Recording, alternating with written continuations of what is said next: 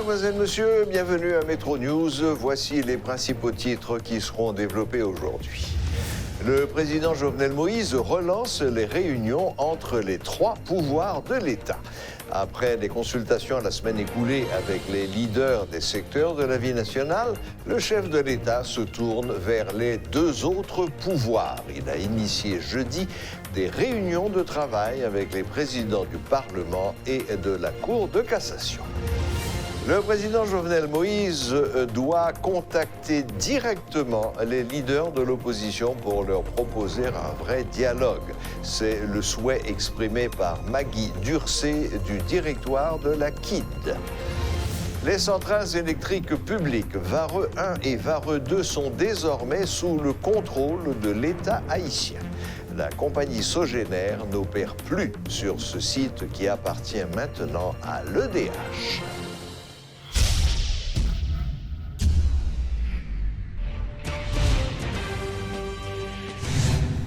L'État haïtien, à travers le ministère de la Justice, ordonne l'exécution de sa décision de récupérer les centrales électriques publiques Vareux 1 et Vareux 2, construites avec les fonds du Trésor public. La justice haïtienne a désormais pris le contrôle de ce site où la compagnie Sogéner opérait depuis plusieurs années. Cette centrale électrique sera contrôlée par l'EDH. Il faut souligner que le bras de fer entre l'État haïtien et la compagnie Sogéner se poursuit. Invité à se présenter au parquet jeudi, Jean-Marie Vorbe, président directeur général de la Sogéner, ne s'est pas présenté. Attendu à 10 heures, l'intéressé s'est justifié dans une note d'information en expliquant qu'il s'agit d'une stratégie légale, juridiquement argumentée par ses avocats, telle qu'admise par les lois haïtiennes. Par ailleurs, dans ce document, Jean-Marie Vorbe fait valoir qu'il avait formellement signifié au parquet par huissier et par le biais de ses avocats son intention de ne pas venir au jour et à la date fixée par le commissaire du gouvernement de Port-au-Prince, maître Jacques Lafontan. Jean-Marie Vorbe exprime par ailleurs sa stupéfaction après avoir appris que des tirs ont été entendus au niveau du parquet au moment où il devait s'y rendre. Cela prouvant, selon lui, la situation d'insécurité grave qui règne dans la zone du palais de justice. Le chef de l'État haïtien, Jovenel Moïse, entend faire feu de tout bois en vue de trouver une solution à la grave crise politique. Après les consultations la semaine écoulée avec les leaders des secteurs de la vie nationale, M. Moïse se tourne vers les deux autres pouvoirs de l'État. Il a initié hier des réunions de travail avec les présidents du Parlement et de la Cour de cassation. Au cours des 3 derniers mois, le chef de l'État était en quête d'un accord avec les dirigeants des partis politiques. Cet accord étant devenu très hypothétique après l'accord du Marriott, le chef de l'État s'est résolu à jouer la carte des institutions. À 6 semaines de la fin du mandat de la 50e législature, le chef de l'État lance une ultime tentative dans la perspective de la formation d'un gouvernement. Les présidents du Sénat, Carl Murat-Cantave, et de la Chambre des députés, Gary Baudot, devront rendre compte de la nouvelle configuration des chambres après la seconde version du LOC. M. Baudot a assuré que le chef de l'État est prêt au dialogue inclusif et veut faire partie de la solution. Le président Moïse, confronté à une forte contestation de l'opposition, souhaite trouver un accord politique inclusif d'ici la fin de l'année. Le président de la Cour de cassation, René Sylvestre, devra mettre à contribution une opportunité d'harmoniser les relations avec l'exécutif. Au cours des derniers jours, plusieurs proches du chef de l'État avaient dénoncé un complot des juges de la Cour de cassation et de l'opposition pour renverser le gouvernement. L'ancienne ministre du Commerce et de l'Industrie, Maggie Durcé, invite le président Jovenel Moïse à prendre contact directement avec les leaders de l'opposition pour leur proposer un vrai dialogue. Madame Durcé, qui est membre du directoire de la KID, a proposé que les protagonistes s'entendent sur une feuille de route et, le cas échéant, discutent avec le chef de l'État de son départ. Il faut à tout prix éviter l'inconstitutionnalité d'une éventuelle équipe de transition. Il est possible toujours pour que Gonchita parle qui fait. La table de négociation n'existe pas. Et c'est cette table qu'il faut mettre, qu'il faut créer. C'est cette table qu'il faut construire. Parce que depuis date des présidents Jovenel Allé, il n'y a pas que Jean Chita pour demander l'aller eux-mêmes. Il n'y a pas que Jean Chita Avel pour demander l'aller. Ou pas capable dans une crise multidimensionnelle aussi grave pour ou décider chita avec moun seulement qui ouais même gens avec ou qui ouais qui a même vision des choses à voir. En plus moun pour chita avec qui c'est le premier protagoniste ou pas chita avec. Moi-même moi crois que président Jovenel Moïse il pas doué t'a dit il pas doué fatigué de lancer cette table de négociation. C'est vrai que dernière tentative qui fait là, par contre, pour quelle raison, après quelques jours, tu as gagné défection là-dedans, tu as gagné de grandes personnalités qui t'ont démissionné. Mais 20 fois sur le métier, mettez-vous à l'ouvrage jusqu'à ce que vous joignez objectif ou atteignez l'objectif. Le collectif Défenseurs Plus exprime ses inquiétudes face à l'augmentation des cas de violation des droits humains pendant la crise.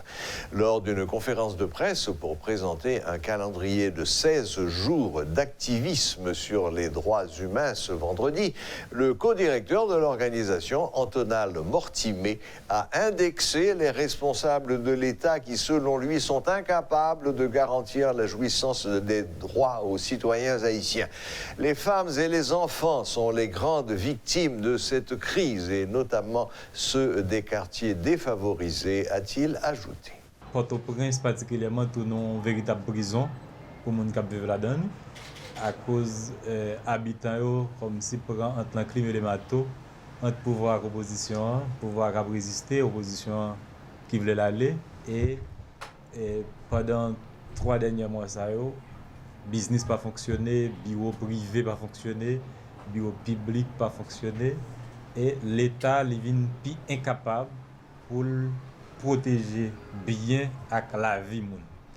Et l'État est incapable pour le service minimum, parce que le ministère, près de 20 ministères sectoriels, pendant la période ça, ils ont même fermé les portes, employés au pain. Et ça qui est le plus grave problème nous constater, c'est le fait que sous plusieurs juridictions de la pays, la justice ferme les portes. Donc nous imaginons un instant, les juges n'ont pas de travail, le commissaire gouvernement n'a pas de travail, et puis la police continue à arrêter les gens chaque jour. Ça vient renforcer la question de détention préventive prolongée, qui est déjà en situation anormale dans le pays, qui est contre les depuis plus de 15 d'années. Et ça vient tout aggraver les conditions humanitaires dans la prison. Ça veut dire conditions de santé, conditions côté moun a dormi, ça y a mangé, ne pas assez manger dans certaines prisons et gagner plusieurs côtés détenus malades.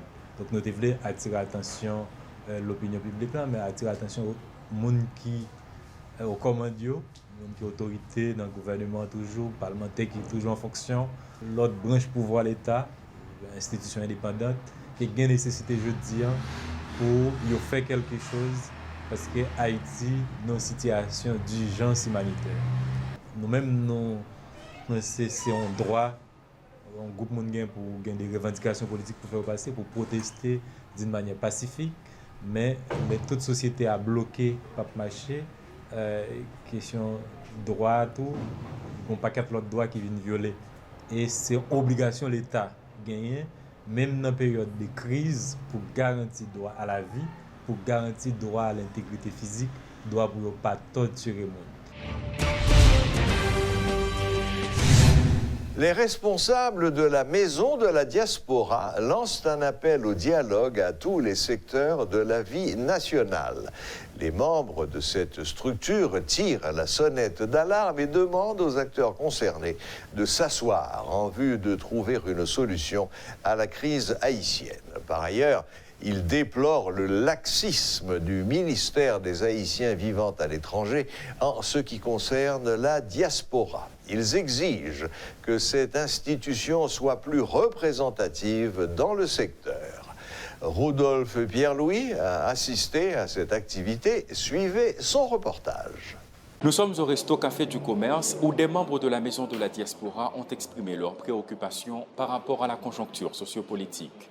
De nombreux Haïtiens résident aux États-Unis et dans bien d'autres pays comme le Canada, la France, le Brésil ou le Chili.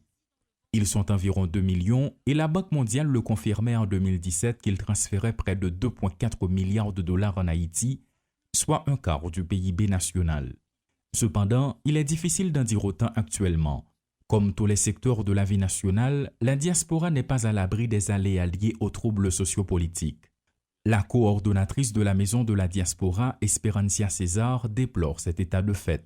Nous décidons de travailler pour nous répondre présent dans toute bataille positive qu'a mené changement dans le pays. Nous ne pouvons pas jouer rôle pompier encore. Côté que c'est tout dégâts fait pour nous porter de l'eau, porter ses coups. Nous ne pas penser que changement ça a fait, nous mettons moun dehors, nous fait exclusion, nous craser brisé, nous fait des choucailles, bouler caoutchouc, bouler machine, bloquer la rue, l'autre pays. Nouvelle ça yo pas fait nous bien les n'attendez dans diaspora. Cette situation est provoquée par un bras de fer entre l'opposition qui reste ferme sur sa position et le pouvoir en place qui demeure attaché aux principes constitutionnels. La population qui dépend majoritairement de la diaspora en paie les conséquences. Des manifestations à répétition, des actes de violence, des morts ou des blessés par balles, des activités scolaires paralysées, le pays n'en peut plus, affirment les représentants de la Maison de la Diaspora. Un dialogue franc sur la crise, c'est ce que réclame le responsable de projet Jean-Cyrus Marseille. Il ne s'agit pas d'individus, mais plutôt de la population et de sa diaspora, en somme, de la nation haïtienne, explique-t-il. Crise haïtienne, nous pensons que c'est nous-mêmes en tant qu'Haïtiens qui bougeons une solution haïtienne à plus qu'à ravager le pays. Donc la meilleure façon pour ça faire, c'est à travers le dialogue. Ça veut dire que nous-mêmes, nous ne sommes pas en position en faveur de l'opposition, non plus nous ne sommes pas en position en faveur du pouvoir. Nous-mêmes, ça nous voulons clairement, nous voulons non seulement que la diaspora intégrée, que la diaspora lui-même ne peut pas jouer le pompier dans la crise, ça a ravagé le pays. Vu que la diaspora haïtienne est l'une des principales sources de revenus du pays et que les revendications de ce secteur sont rarement prises en compte, notamment le droit d'exercer leurs pleins droits civils et politiques durant les élections nationales, les membres de la Maison de la Diaspora tirent la sonnette d'alarme et demandent aux autorités compétentes de mieux organiser les ministères chargés de représenter cette part importante de la population. Directeur général ministère haïtien vivant à l'étranger, dans la conférence de presse 17 novembre, qui se passe là, demander pour yo bail enfin haïtiens qui vivent à l'étranger un ministère qui réellement a servi parce que depuis 25 années, le ministère qui l'a pas jamais entendu des revendications il pas jamais répondre à besoin comme ça doit. Par rapport à la crise qui perdure, des membres issus de la Maison de la Diaspora abondent dans le même sens que le pouvoir en place. Ils lancent un appel au dialogue car selon eux, c'est la seule issue possible pour trouver une solution à la crise. Rodolphe Pierre-Louis pour Télémétropole. Voilà, la boucle est bouclée. Merci de nous rester fidèles. Excellent week-end à toutes et à tous. Et à la prochaine, même heure, même chaîne.